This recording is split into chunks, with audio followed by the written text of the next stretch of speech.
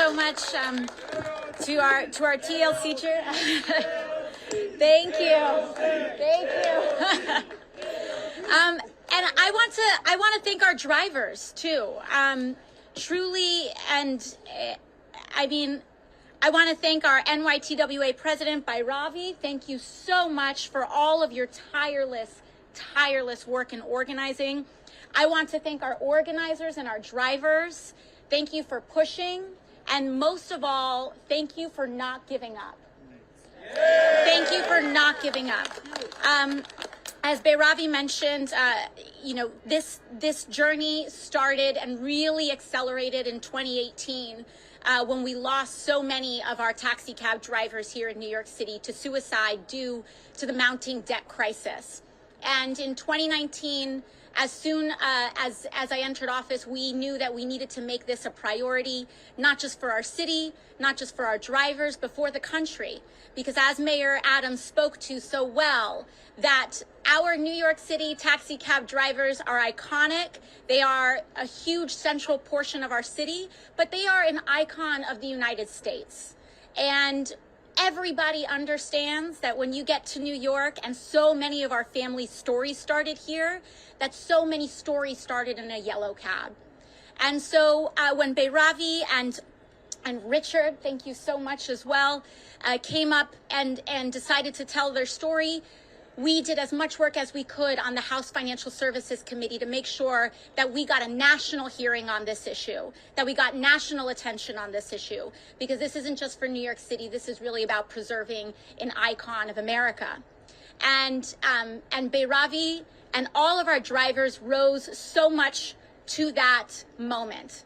Bhairavi came and walked into the hallowed but often intimidating halls of Congress, and she delivered a testimony that did not leave a single dry eye in that house. She brought members of Congress to tears over her testimony. And we also bust down so many of our drivers. Richard was there, and I don't know if anyone else was there. We have so many of these folks that's brought their fight, not just from New York City down to Washington. And from there, we were able to develop traction. When COVID hit a year later, that brought our taxi cab financial crisis into even greater and more stark contrast in how urgent the moment was. And then, of course, we had Assembly members Zohran Mamdani and Yuli New join our drivers for a hunger strike to make sure that we got it done at the final hour. So I want to thank everyone so much for coming to the table with that. Thank you, Senator Schumer, for elevating and making sure this was a priority, not just in the House, but in the Senate, that we got that money in the American Rescue Plan, and that money, that while we can help and assist big financial institutions, working people should get a cut too.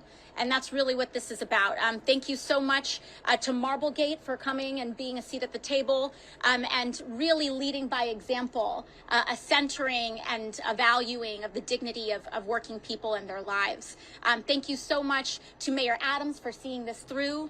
Thank you to Commissioner Doe, Chairman Doe, for ensuring that we got this done as quickly as possible, as efficiently as possible. And thank you so much to the everyday New Yorkers that stepped up this week to sign up, to phone bank, and to call our taxi cab drivers to let them know that this opportunity was available and how they could get relief. And this story is New York at its best. This is New York at its finest, and this is a New York that gives a damn, because we do.